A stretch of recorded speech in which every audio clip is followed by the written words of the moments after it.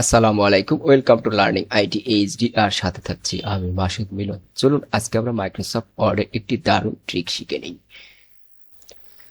Microsoft word চালু অবস্থায় আমরা যদি কিবোর্ড থেকে অল্টার প্রেস করি তাহলে দেখুন এখানে সবগুলা টুলসের শর্টকাট হয়ে যাচ্ছে, কিন্তু ইভেন সবগুলা মেনুরও কিন্তু এখানে শর্টকাট অক্ষর দেখাচ্ছে। তো সাপোজ ধরুন আমি পেজ সেট আপ করবো, তো পেজ সেট আপ করি আমরা সাধারণত কোথা থেকে, লেআউট থেকে। তো এখানে লেআউটের এখানে দেখুন পি দেখাচ্ছে, অর্থাৎ আমি যদি কিবোর্ড থেকে পি বাটনটা প্রেস করি তাহলে কিন্তু আমি লেআউটে ঢুকতে পারছি। তো এখন আপনি লেআউটের কোন সেকশনে যেতে চাচ্ছেন সেটার জন্য কিন্তু এখানে অক্ষর দেওয়া আছে। ধরুন আমি পেজ সেট আপ করবো, তো সাইজ আমি A4 সাইজ করব।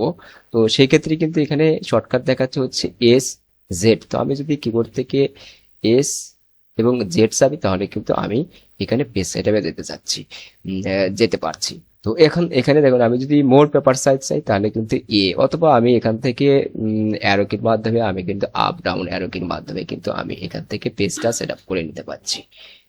আচ্ছা, আবার আমি অল্টার প্রেস করলাম। আমি যদি এখন ফাইল মেনুতে যেতে চাই তাহলে দেখুন এখানে কি দেখাচ্ছে, এফ দেখাচ্ছে। তো আমি কিবোর্ড থেকে যদি এফ প্রেস করি তাহলে কিন্তু আমি ফাইল মেনুতে আসতে পারছি।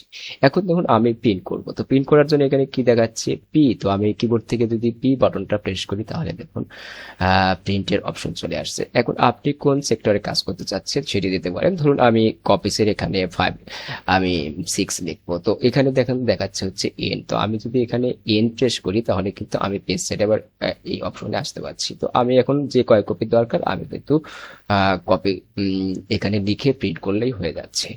আবার আমি যদি অল্টার প্রেস করি দেখুন তাহলে আমার আবার কিন্তু এই শর্টকাট গুলা এখানে আসছে।